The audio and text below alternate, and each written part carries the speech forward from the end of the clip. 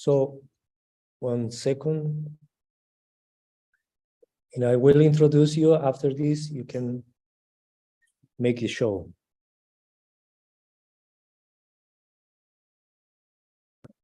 Great, we are on YouTube already. So, good morning, everybody. We have a great pleasure to have as our Professor Dr. Anthony Calderon here again, as many times he was with our activity. So in this time, Dr. Calderon, we talk about hydronephrosis and obstructive uropathy. So he doesn't need any presentation because he's a professor all the world know. So thank you very much, Tony, to be with us. And this is your time. Thank you. Great. My honor to be here and be able to talk with you. It would be better if I were with you, but this is the second best that we can do, and I appreciate the invitation to join your group and all of the visitors that are able to join today. I bring you greetings from Brown University, which is our major institution. As you can see, the front part of our campus. Now, there's some significance in this picture because this particular building, which is called Manning Chapel, is the building that I was married in. And my daughter Amy was married in many, many years later as well. So this carries some personal significance. Providence, Rhode Island, and Hasbro Children's Hospital, which is a hospital that's named for Hasbro. And Hasbro is a toy company. And the toy company is centered in the town next to Providence in Pawtucket, Rhode Island. That's where the name comes from, Hasbro. Now, for those of you who've not been to Rhode Island, I thought I should show you where it is. First of all, it's in the upper northeast part of the country called New England, because it's closest to New England, was first settled by the British, if you will. And Providence sits strategically between Boston and New York. And that's important because my two favorite baseball teams are Boston and New York. So I get to root for Boston when Boston is playing. I get to root for New York when New York is playing. When Boston is playing New York, I have some problems, but have to deal with that, right? That's life. Okay. I cannot tell you what great memories I've had of the times that I've spent in Santa Cruz, the wonderful guests, the wonderful experiences that I've had, and the hospitality that's been shared with me, I will remember forever.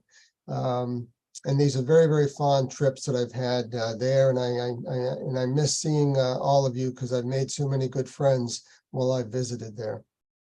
I also want to take this opportunity to congratulate the Japanese hospital and the start of a relatively new residency program and training program in pediatric urology. I've had the pleasure of seeing it grow and develop from a thought, from an idea to some plans, and to finally see it to fruition and graduate their first trainees was very satisfactory for me to watch and have an opportunity to see that all develop. And congratulations to your persistence and your hard work to pull this all together, because I know that's not easy in starting a new residency program. Okay, so what are we going to talk about today? Well, I divided this talk into three different areas that are interrelated. One is to talk about the difference between hydronephrosis and obstruction, and largely give you a little bit of historical perspective on that and how I came to understand the processes involved between the two. I'll talk about one of my favorite studies, which is a diuretic renogram, and discuss its interpretation, but more importantly, discuss its misinterpretation and how it can be misread. And then I'm going to talk about one particular entity that most commonly presents with prenatal hydronephrosis, primary megaureter. And the reason I chose primary megaureter is because it's the one that I find most confusing, most distressing, and has caused me more problems than any other hydronephrosis that I have to deal with. Okay, so the basic question that we're going to start off with is, when is hydronephrosis not obstruction? Now, it may seem like a simple question to you, but it's not a simple question at all.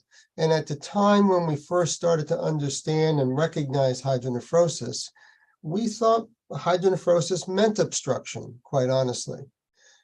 In fact, if you look at this particular study, if you look at this particular study from Boston Children's Hospital in 1987, first of all, understand that prenatal hydronephrosis came into routine use in the 1980s, in the early 1980s, after some pioneering work that was done at Yale in the 70s.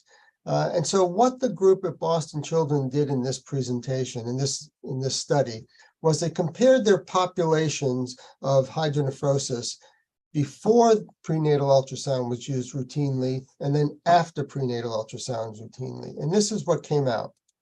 Before prenatal ultrasound was used routinely, they looked at a 30-year period of time and found 146 cases of hydronephrosis. And these would have been children who presented with a mass or presented with sepsis.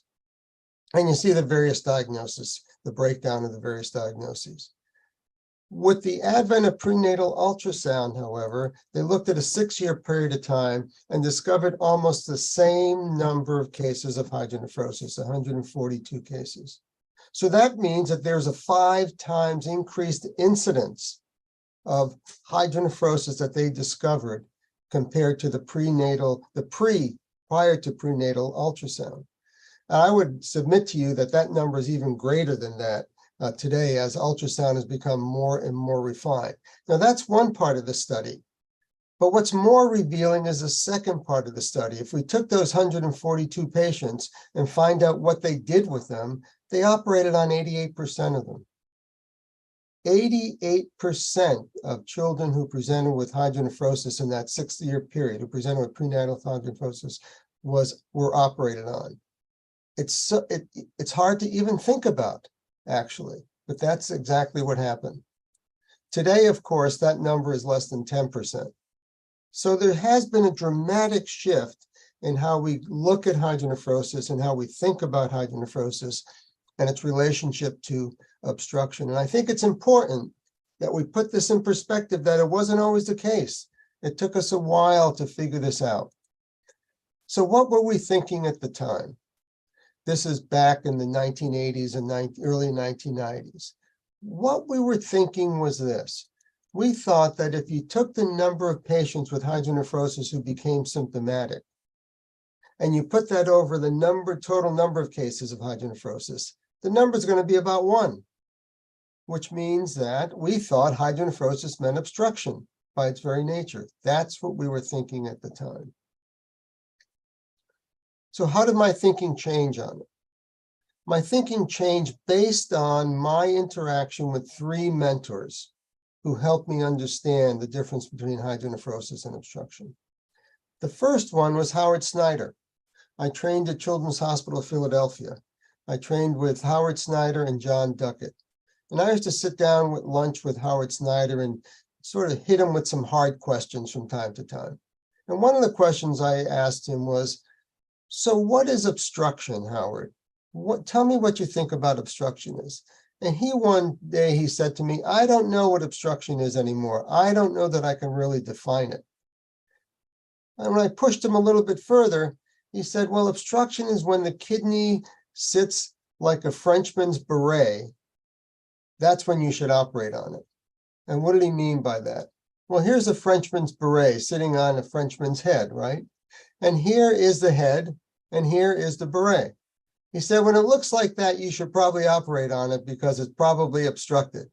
Well, I didn't find that very, very helpful, but it made me think a little bit about what he was talking about. The second is Robert Whitaker. I'm good friends with Robert Whitaker. Robert Whitaker practiced in Cambridge, and he basically spent a lifetime trying to define the difference between hydronephrosis and obstruction. And he primarily was focusing on children with posterior urethral valves who had the valves ablated, but still had hydronephrosis. In his mind, he said, well, they can't be obstructed anymore because we released the valves, but how do we prove it? We have no way of proving it. And he came up with a brilliant test called the Whittaker test. Now, the theory behind the Whittaker test was that if truly you have obstruction, then the pressure in the urinary tract proximal to the obstruction has to be higher than the pressure distal to the obstruction at a given flow rate. That was the concept. And so what he did was he had the radiologist place a needle in the kidney, a percutaneous nephrostomy tube, had a catheter in the bladder. He pumped in fluid, he pumped in saline at a fixed rate. At the time, it was 10 mLs per minute, and recorded the pressure in the kidney while he recorded the pressure in the bladder. And if there was a significant differential between the two, then that was obstruction. It was absolutely a brilliant concept, because it really was the first attempt to separate hydronephrosis from obstruction. Now, with the advent of the better defined diuretic renogram, with the advent of MR urography, this test is not used very often today. In fact, it's rarely used today because we don't need it as much. But the concept, I think, was a brilliant concept and taught me a lot about distinguishing hydronephrosis from obstruction. Third person who I learned a lot from, and I would classify as one of my mentors, is Steve Koff. Steve Koff is a pediatric urologist who trained at the University of Michigan under Jack Lapidus. Jack Lapidus is the person who started clean intermittent catheterization concept. And then he practiced in Columbus, Ohio at the University of Ohio. I asked Steve, what is obstruction? And Steve said, obstruction is a restriction to the urine flow, restriction to the flow of urine, which, if left uncorrected, if we didn't fix it, would lead to renal deterioration. That's a brilliant concept when you think about it. He defines obstruction as that restriction to flow that's going to affect kidney function long term. In a sense, though, it's a little bit retrospective, isn't it? Because you'd like to do something before it affects renal function, of course. But I think the concept was absolutely brilliant. Steve also taught me what nephrologists talk about, and that is transitional nephrology. We learned that toward the end of term, toward the end of the pregnancy, there's a higher urine outflow, and this is going to exaggerate any hydronephrosis. It's a physiological obstruction, if you will. The high urine output coupled up with some redundancy of the ureter as the kidney transitions from the pelvis up to its renal fossa, maybe some kinks or folds in the ureter, and maybe some immature musculature as well, is all going to contribute to the development of some degree of hydronephrosis. But what happens after birth is that the urine becomes more concentrated. It becomes more concentrated because there's an increase in GFR. And this results with a lower urine volume that goes through the UPJ and through the ureter and results in improvement in hydronephrosis. So this transitional nephrology, if you will, is very, very critical in understanding prenatally diagnosed hydronephrosis. So Steve talked about hydronephrosis, pediatric hydronephrosis, as sort of a chronic partial obstruction, where the pressure in the renal pelvis is normal most all of the time, and that the size of the renal pelvis increases because of the compliance of the collecting system. And this reduces the collecting system pressure. But most often it's a steady state where the drainage is equivalent to urine production. And it happens because of this phenomenon. This is called a hysteresis curve. And a hysteresis curve tells you about the delay in response of the body to an effect. And this effect is obstruction, if you will. Initially, the pressure will go up in the days afterwards. But as you follow that further, because of the compliance in the system, the pressure gradually decreases. And as that pressure gradually decreases, it does it in order to protect the kidney.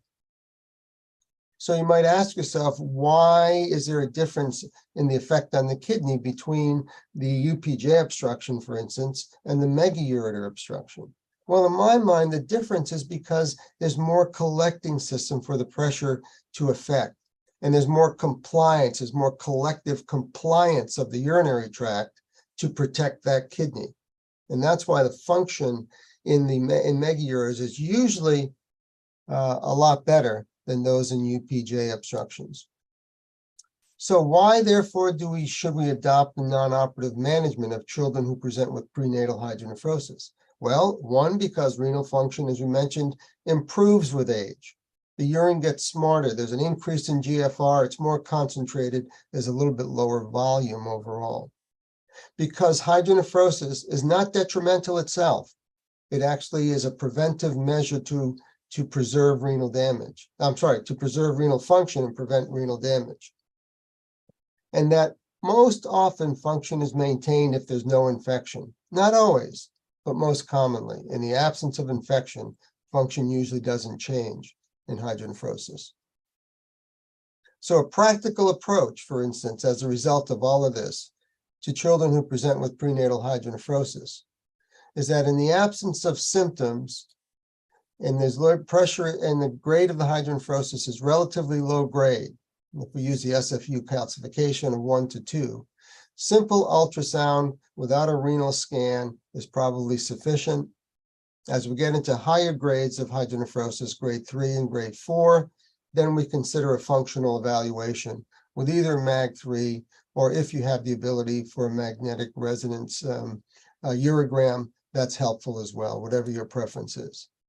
And if the function is relatively maintained, greater than 40%, and the child is having no symptoms and the contralateral kidney is normal, observation is certainly the way to go, regardless of the degree of hydronephrosis.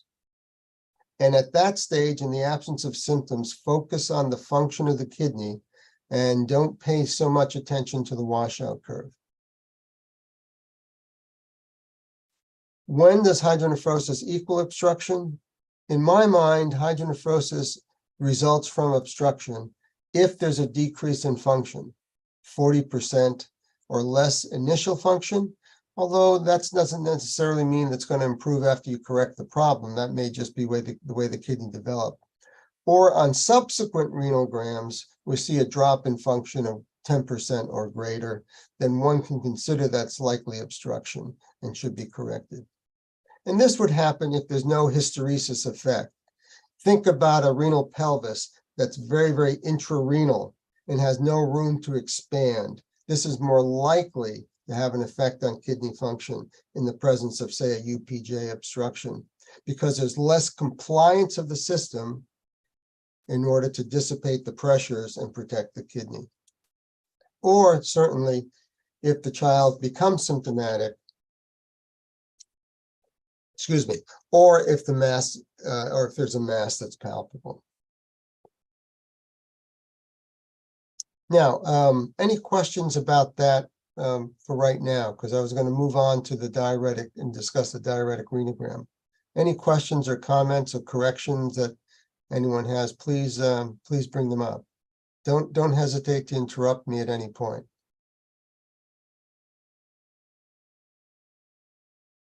No, not hearing any. Let's move on to one of my favorite tests, the diuretic renogram, and talk about its interpretation as well as its misinterpretation.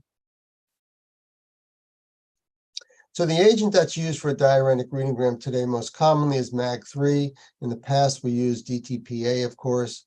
And this is these are substances that are both filtered through the glomerulus and then excreted. The filtering through the glomerulus gives us an estimate of function, relative function, and the excretion or washout as to whether or not obstruction is present. And a delayed washout curve, if you will, of greater than 20 minutes is considered significantly obstructed with a sort of a gray zone of 10 to 20 minutes of a T1 half time. Okay, pretty standard overall. It's important that the uptake curve be measured at the same time all the time. Now, whether it's 3 minutes, it's 2 minutes, or 4 minutes, doesn't make so much difference. But at any institution, it should be measured at the same time so that you can compare studies. It's also important to realize that that percent function that you get is relative function. It's relative to the contralateral kidney and the function of the contralateral kidney. It's not an absolute number. A solitary kidney has a relative function of 100% because it's doing all the work. So it's only relative. The washout curve has significant variables that you have to pay attention to in order to permit proper interpretation. The function of the kidney, the timing and the dosage of the diuretic is critical. It should be given when the collecting system is full. Whether the bladder is full or empty significantly affects drainage from that kidney. And of course, the state of hydration. This is a pressure flow type of study like the Whitaker test. There has to be flow, significant urine flow through the system in order to interpret this study correctly and correlate it to clinical symptomatology. So there are two numbers that we take from the diuretic renogram. There's the uptake curve of the percent function at 120 seconds or 3 minutes. And then there's a washout curve, which measures the time it takes for half the amount of the maximum activity to wash out. In this particular case, these circles represent the left kidney, and these diamonds represent the right kidney. In this particular study, would be interpreted that the right kidney has less perfusion than the left, a lower relative function of 42.6% versus the left kidney, and then slower drainage on the right side as well, with a T1/2 of 42 minutes, which represents significant obstruction. So this is the most common scenario that we see in the UPJ presenting prenatally, is that the function is relatively well preserved, anything over 40%, but the delay in the washout curve. Okay.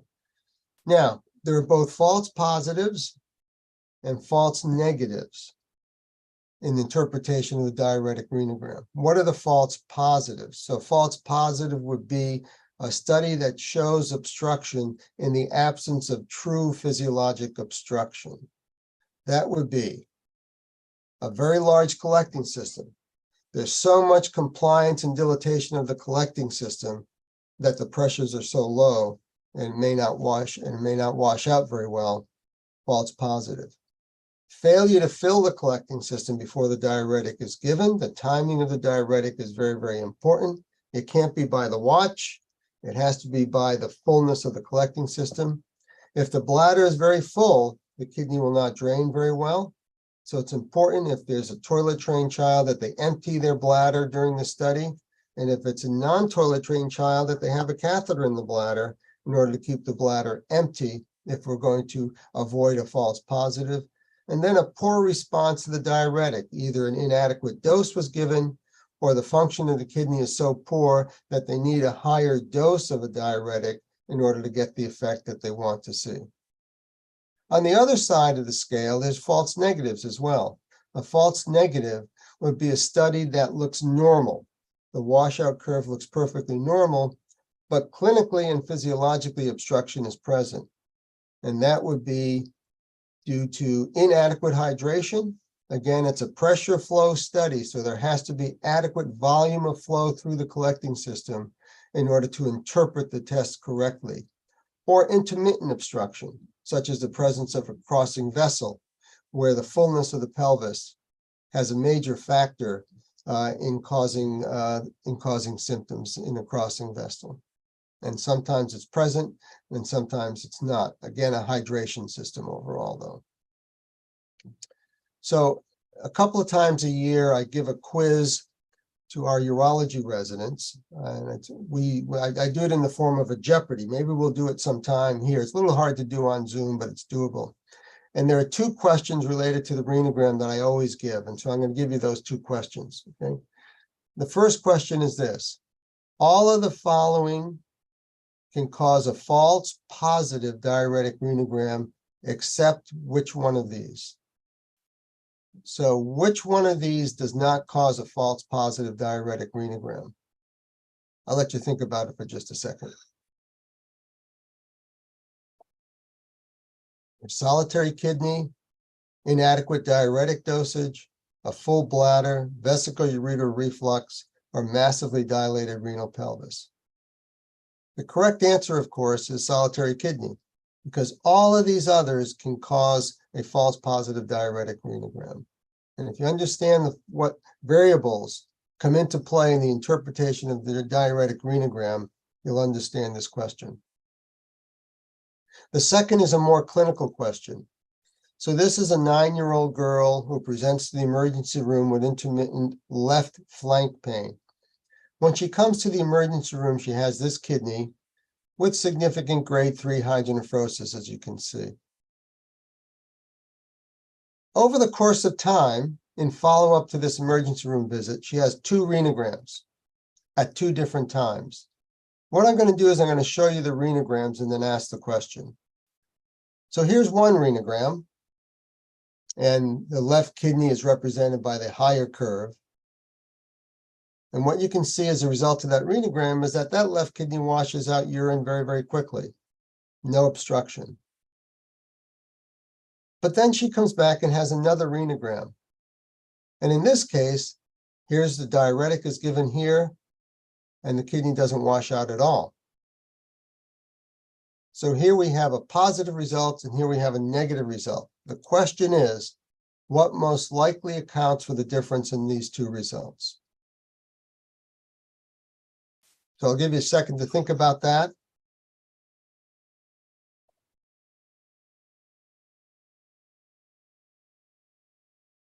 The answer is hydration.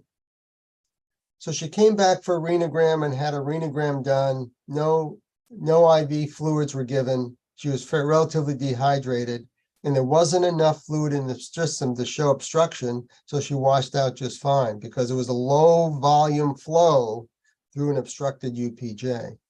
She comes back another time for a renogram, and she's hydrated with a significant amount of fluid IV, has a test, and shows obstruction, which you would expect based on her symptomatology and her renogram. So the state of hydration is very, very critical.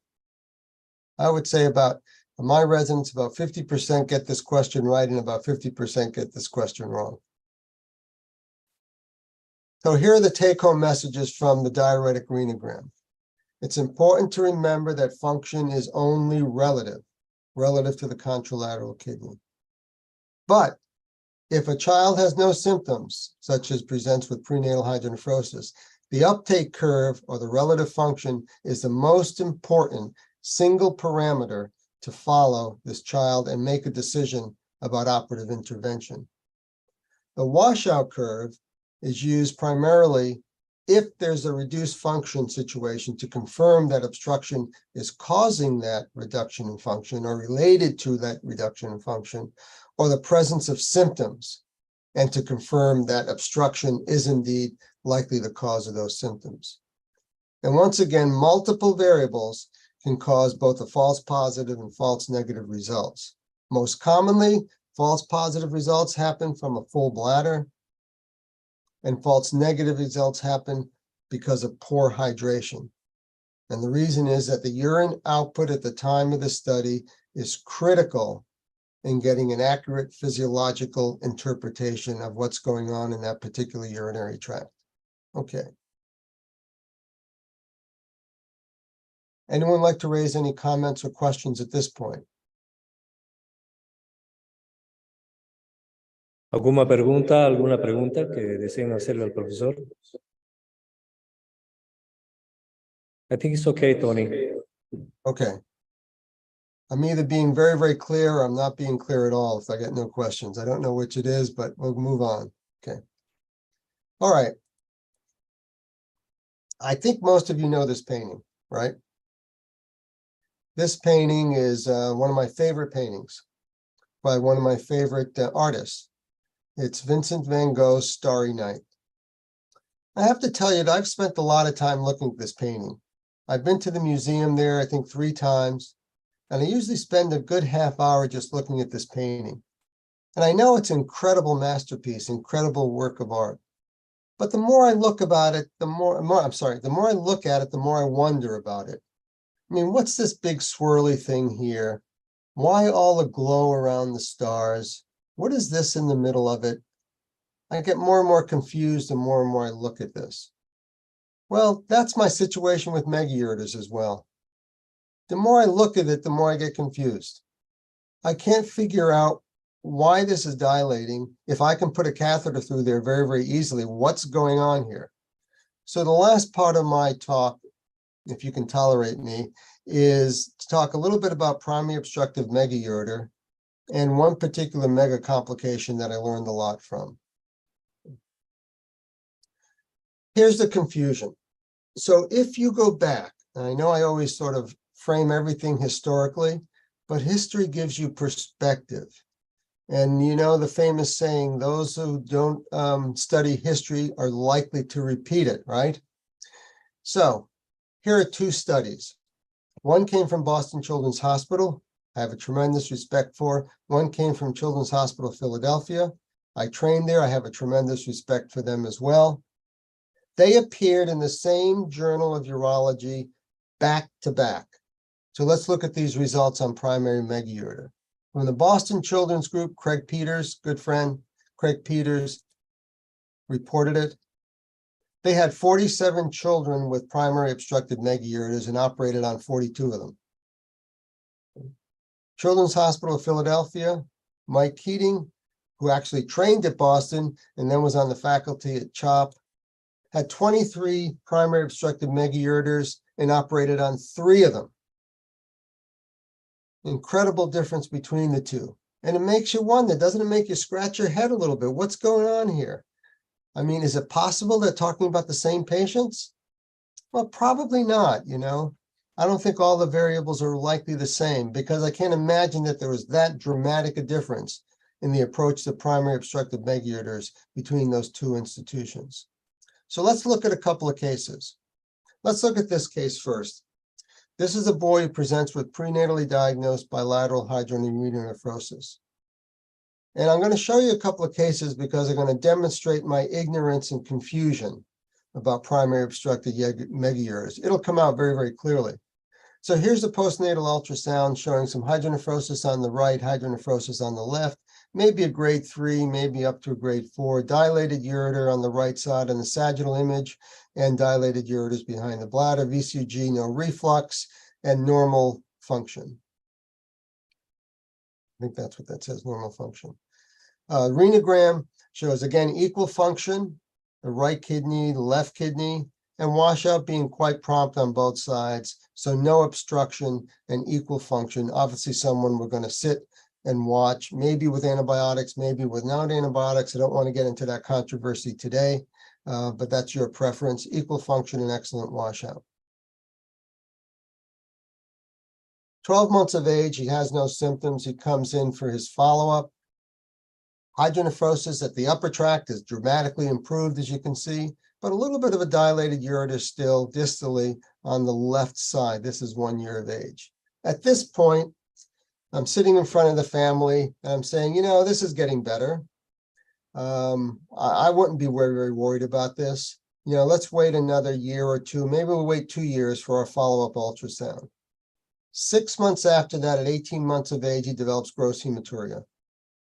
He develops gross hematuria. He has an ultrasound that shows an uptick in his hydronephrosis, and on the left side and on the right side as well. And looking down at his bladder, he has 2 stones in his bladder on the right side. You can see again a stone here, still some dilatation of his distal left ureter. And oh, by the way, a renogram shows that the function's equal on both sides, and the washout on the right side, which has the stones, is 7 minutes, T1 half time, and 15 minutes on the left side. And by the way, his metabolic workup is negative. So how do you justify that? Why did that happen? Why did this child develop stones in a kidney that has excellent function and normal washout and a negative metabolic workout? I don't know. It's like Starry, Starry Night in my mind. It's the same thing. I don't know. Second case, prenatally diagnosed left hydronephrosis. This was a prenatally diagnosed left hydronephrosis. This was think for just a second, another boy, actually. So here we have postnatal hydronephrosis on the left side. The images are a little bit fuzzy because this is a very, very old imaging that was done in this case. You see a dilated distal ureter on the left side in the sagittal view and in the coronal view, as you see here. And this is in a time in the early 1990s when we were still using expiratory urograms. So most of the trainees don't have any experience with looking at these, but they're very, very nice anatomical images. You can see maybe a slight delay in excretion or maybe dilution of contrast material in the left kidney and a dilated tortuous ureter going down to the bladder. This is at 15 minutes. A MAG3 is done that showed equal function and normal washout. And at 2 years of age, he's having no symptoms at all. He has this excretory urogram done. And it shows that the hydronephrosis is improved and the washout looked quite normal overall. Once again, I'm sitting in front of the family, and what do I tell them? This is looking great. He's doing fabulous. I'm not sure we even need to follow this up in the future. What happens? Comes back at 7 years of age with left flank pain and gross hematuria. Grade 4 hydronephrosis on the left side, big dilated left ureter. Why did this happen? Oh, and by the way, I repeated a MAG3 renogram at that time, and it showed that the left kidney had dropped in function to 35%. No symptoms whatsoever. Again, in my mind, this is another case of starry, starry night. I'm looking at the stars, I'm not understanding, I don't know what's going on, and I don't know what caused this. We eventually operated on him, of course, in order to correct this. But I can't figure out, and something I would not have predicted. If we look at an excellent work that was done from the British Association of Pediatric Urologists, this is a consensus proclamation. It's not a randomized study, it's a meta-analysis, and then 56 consultants who are at the BAPU meeting discuss cases in order to come up with a consensus. One of the determinations that they agreed upon was that long-term follow-up throughout childhood is warranted in conservatively managed megaureters. How long the follow-up is necessary, they didn't say, but they said you probably should follow them up. It's easy, you know, our jobs is really easy if the child develops symptoms, isn't it? If they develop an infection, if they develop pain, they develop hematuria, they have a stone, they have trauma as a result of their hydronephrosis. Because symptom plus a finding means intervention. You know, that's what we call in the States a slam dunk. It's easy, right? But when we see, for instance, and we follow these along, we see an increase in hydronephrosis, it doesn't necessarily correlate to a change in renal function all the time. That is the problem.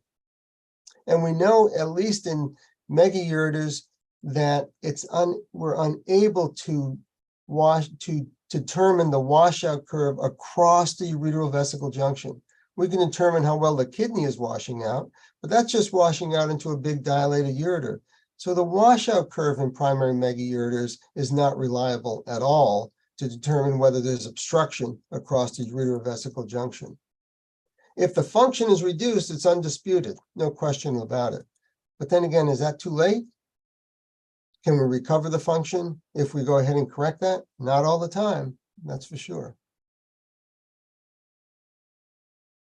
When Darcia D'Orenzo from Pescara came and visited us for a year, one of the studies that she did was to look at our primary non-refluxing megaureters, primary obstructive megaureters, and put together a series from the University of Pescara and Brown University as well. And our goal was to evaluate our outcomes, of course, and long-term follow-up, but also to try and identify the clinical predictors, parameters, predictors of spontaneous resolution. Which ones are likely to get better?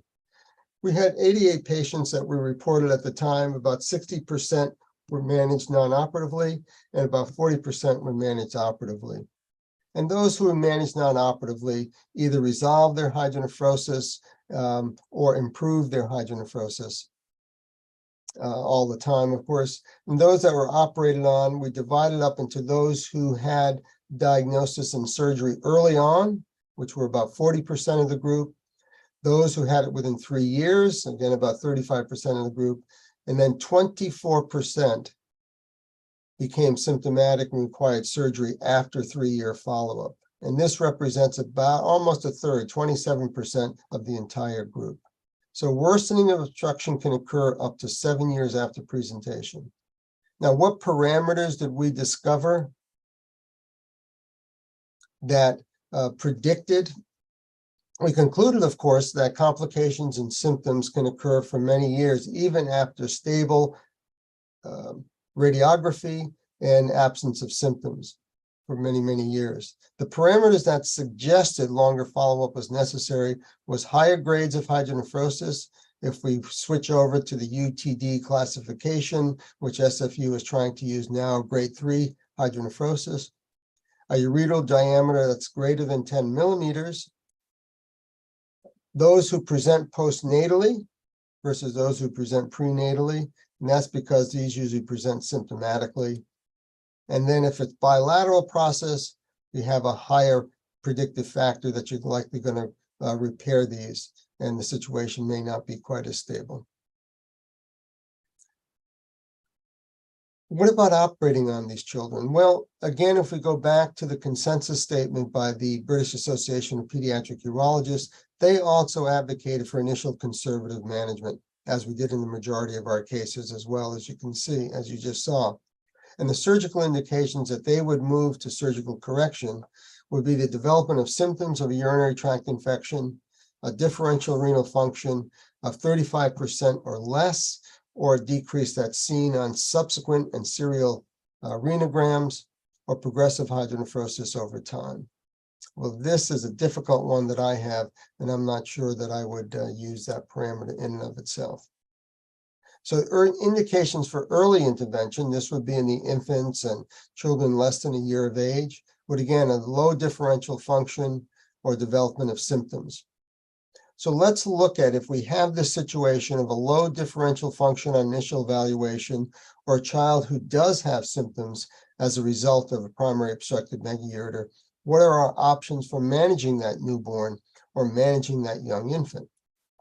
Well, I think there are 4 options that we should consider. One is ureteral reimplantation. Second, encutaneous ureterostomy. Third is stenting of the ureterovesical junction with dilation or incision, most commonly these days. And finally, refluxing reimplantation to consider.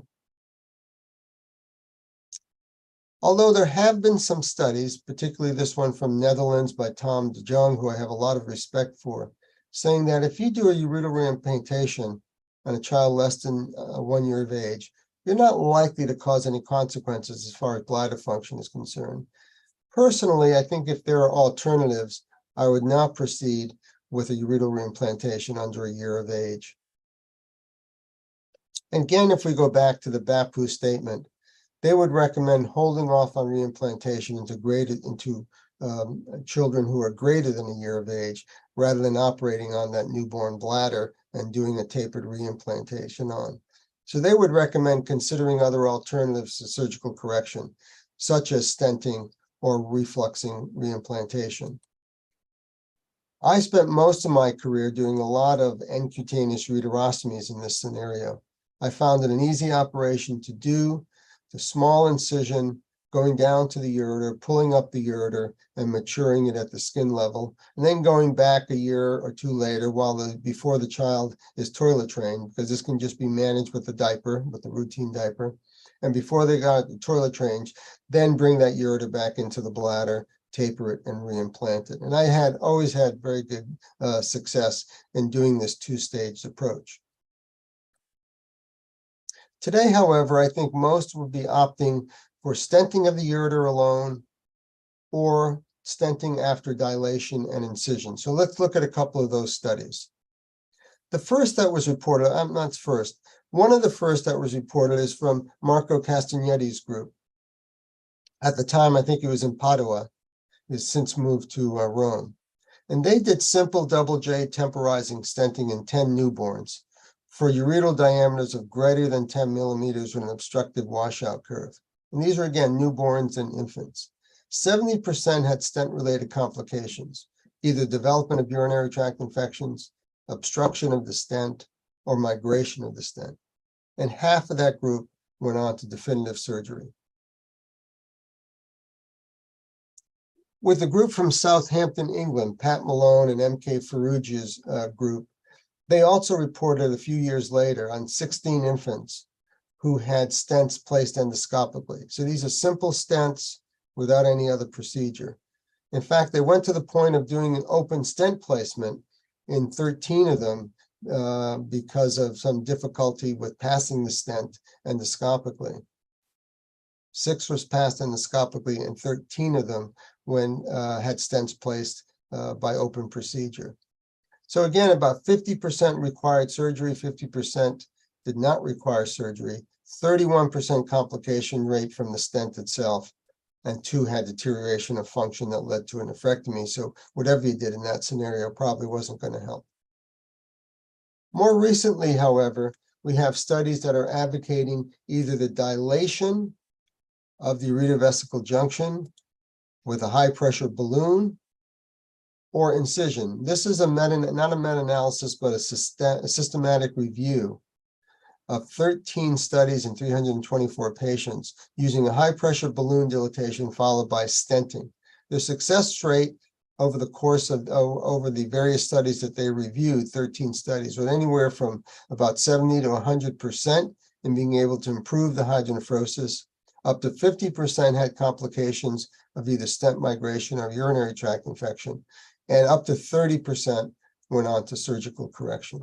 We also might mention that if you look at these studies, about 7 to 30% of them had technical difficulty in inserting the stent to begin with, and the stent could not be placed after their dilation.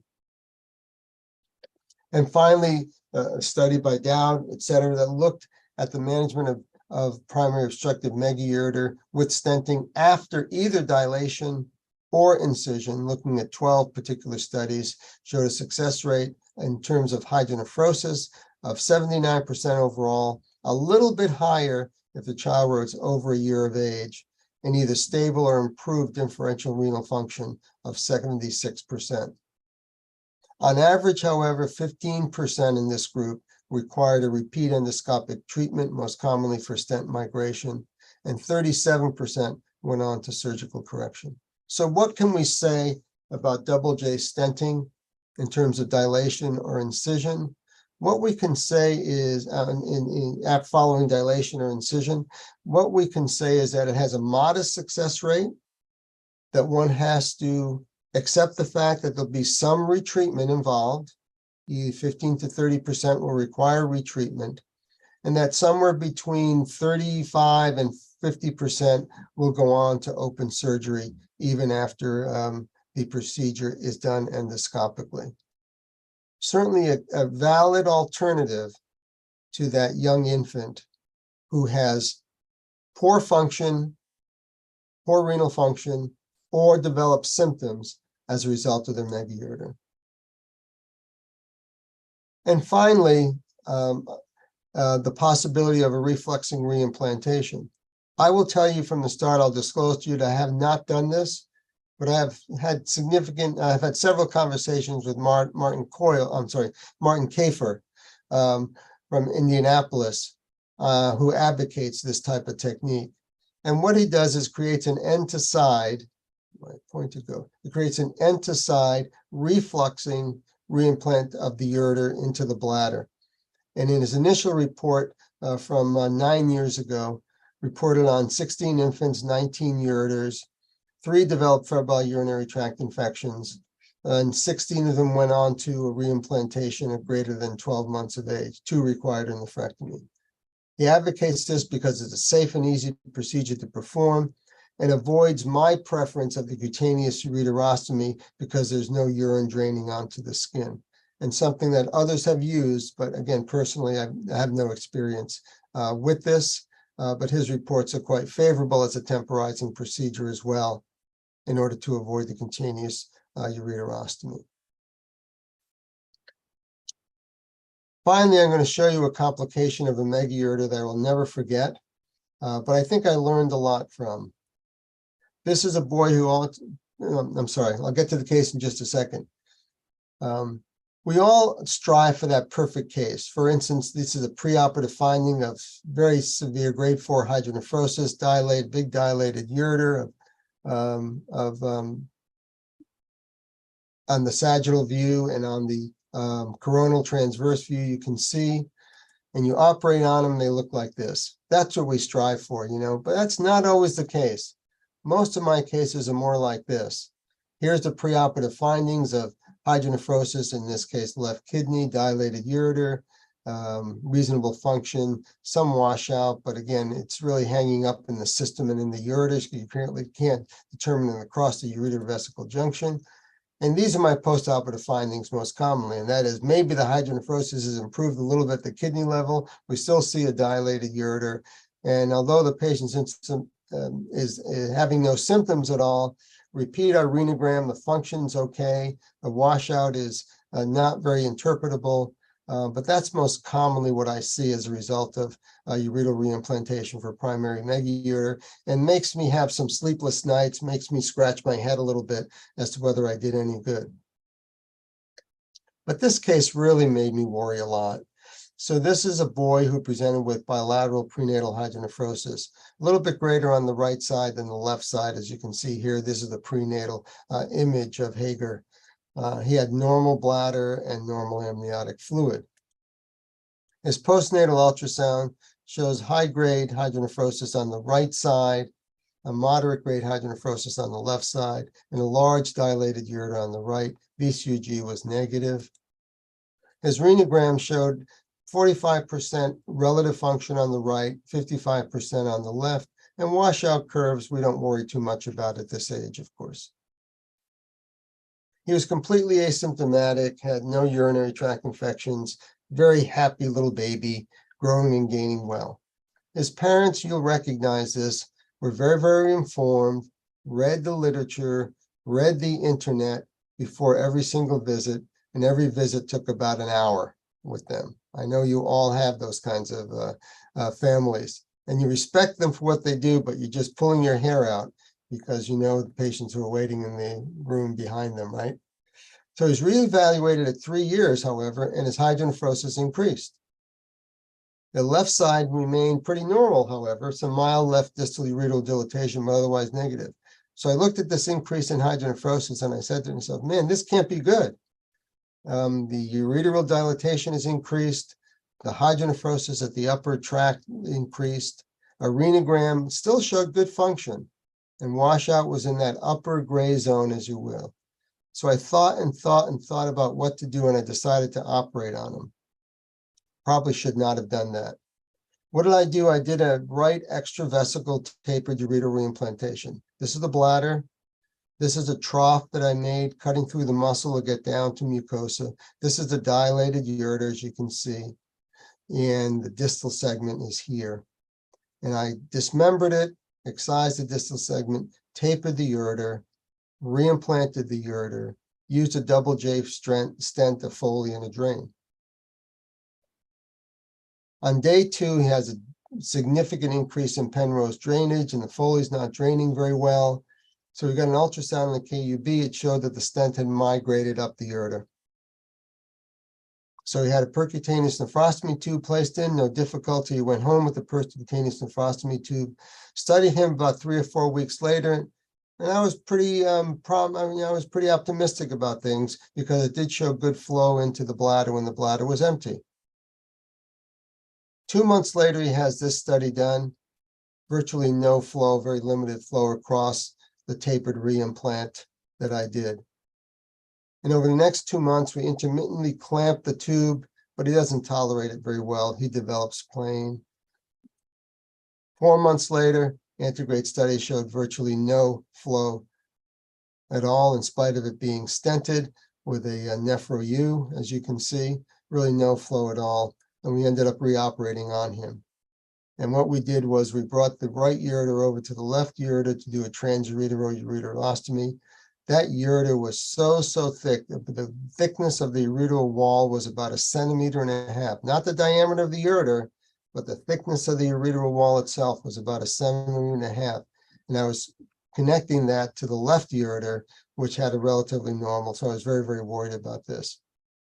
I could not really find the distal ureter.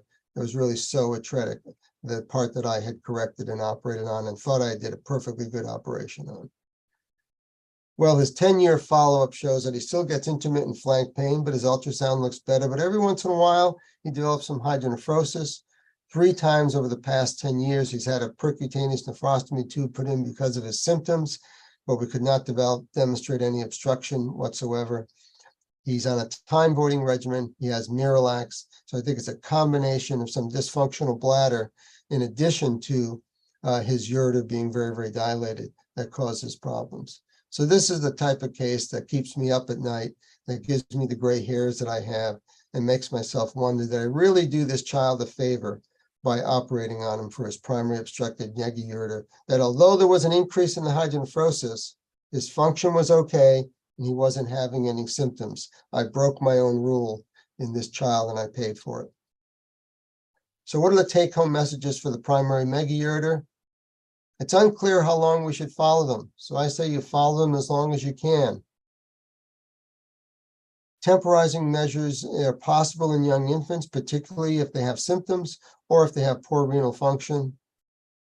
And expect postoperative hydronephrosis and expect some complications in these patients who you choose to operate on, and make sure that you educate the parents and the patient as to the signs and symptoms of these complications. It's absolutely imperative. As we say in the States, I show that last case sort of as a demonstration of my dirty laundry. So now when I go back to the museum in Amsterdam and I look at this painting, I wonder if this might just be a primary obstructive megaurethra that we're looking at. Doesn't it look like that? Well, thank you very much for this invitation to present to you. I hope I've made some points that you'll find useful. And certainly hello to all my good friends in Santa Cruz. Thank you very much. Thank you, Tony. Great presentation, great talk as always. Thank you very much for your kindness. And maybe we can open for questions. ¿Alguna pregunta, por favor? ¿Hay alguna pregunta del auditorio? Or just comments too.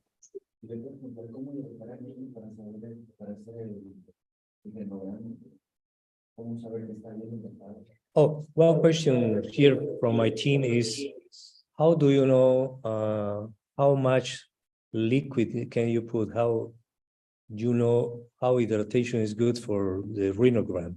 Yeah, so it's just standard routine hydration in any scenario would be, 10 cc's per kilogram, something like that. Is pretty standard basic hydration to get the system pumped is what most of our radiologists use. Sure. Tony, one question I have, if you have to do some intervention, which should be your better choice? To do an internal derivation, as I've been thinking about megaurethra, external ureterostomy, or maybe the catheter surgery, which should be your better choice?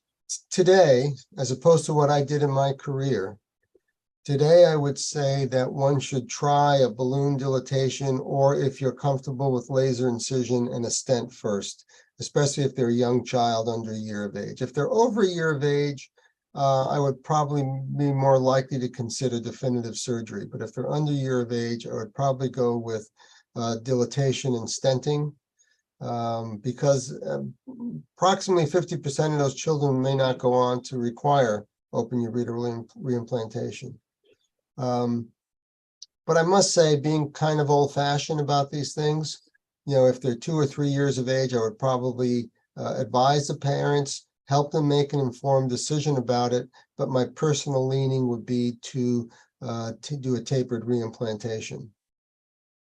Thank you. We have another question here. I am translating with.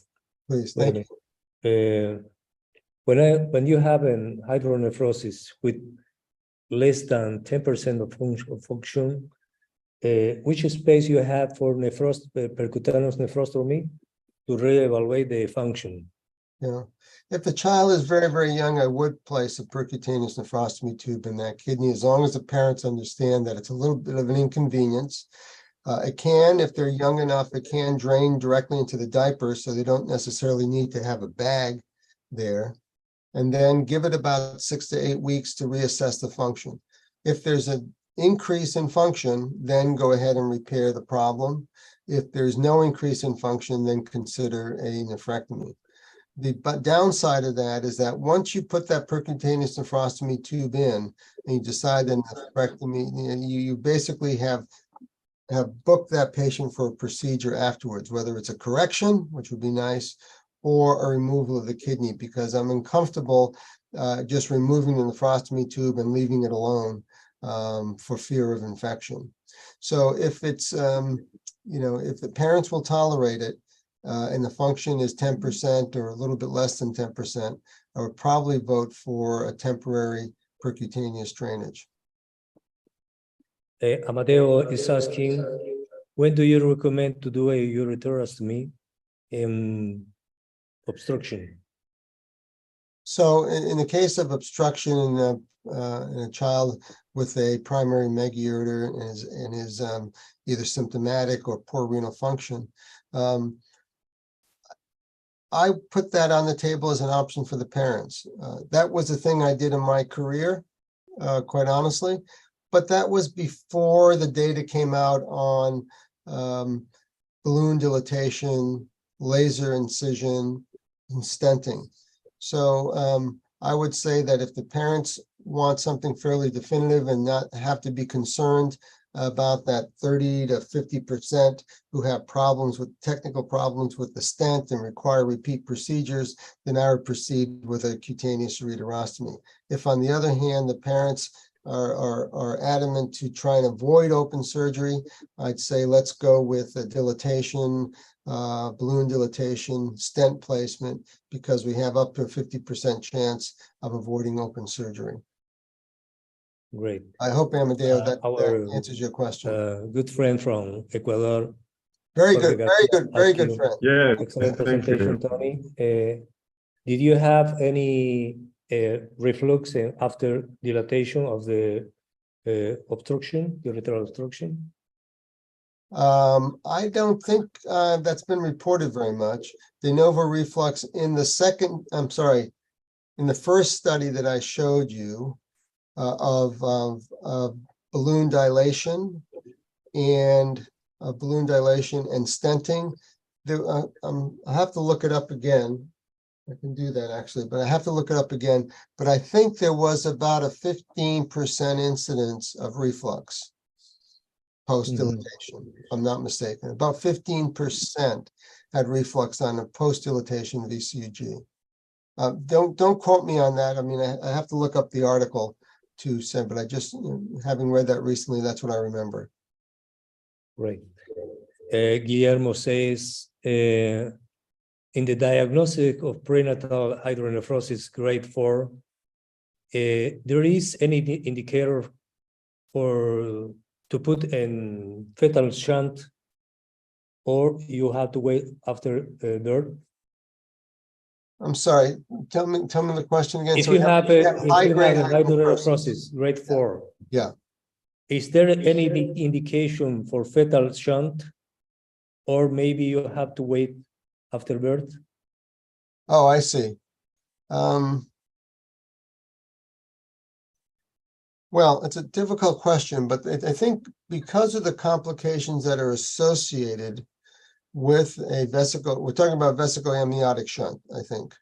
Because of the complications associated with placement, unless there's a decreased amniotic fluid volume in the face of bilateral hydroureteronephrosis, I don't think one would want to put a shunt in, but if there is at the critical time, and that number may be dropping, it used to be, 20, 22 weeks. Now there are some studies, particularly from Germany, and you might want to look up a study by Thomas Kohl, Kohl, that was recently reported in the Journal of Pediatric Urology, where they're diagnosing bladder outlet obstruction at 16 weeks of age and intervening at that time, which shows some potential for improving renal function. So as we know that vesical amniotic shunting, as we have practiced it, can significantly reduce the incidence of pulmonary hypoplasia. No question about that, it does.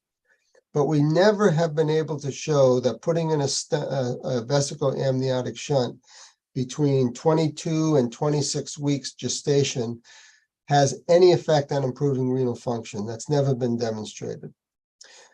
This study that I'm referring to, and there have been a couple of others as well by Kohl, does suggest that shunting at an earlier age may have a beneficial effect as far as renal function, although that beneficial effect, in my interpretation, was pretty modest. It wasn't that dramatic, unfortunately. Thank you. We And the know last the question, embryology. is there any contraindication for ureterostomy in ureteral obstruction? Any indication for Any ureteroscopy? indication? Any indication? Any contraindication? Oh, I'm sorry, any contraindication. I can't think of one, except for the fact that it certainly commits the child and commits the family to two procedures instead of potentially one if you use a dilation and stenting. But I don't think there's any contraindication that I can think of, no. Okay, great. Tony, thank you very much for your brilliant presentation. Thank you to support us all the time we call you. And gracias, obrigado para a equipe da Santa Casa de São Paulo pela presença. Um abraço para todos nossos amigos y para todos los amigos de América Latina que se han conectado también. Muchas gracias. Gracias por su presencia. Y quiero avisarles que para el próximo mes tenemos probablemente como invitado, vamos a confirmar al doctor Duncan Wilcox, que estará con nosotros. The next month will be Duncan Wilcox, maybe Anthony. Well, Okay? that's a real treat. Duncan is one of my favorites. But Okay, thank you again for the invitation. Hello to all my friends in Sao Paulo and to Santa Cruz as well. And it was a pleasure spending a little time with you this morning. Thank you. Okay. Thank you very much, everybody. Bye. So long. See you soon. See you soon. I hope so. Bye-bye.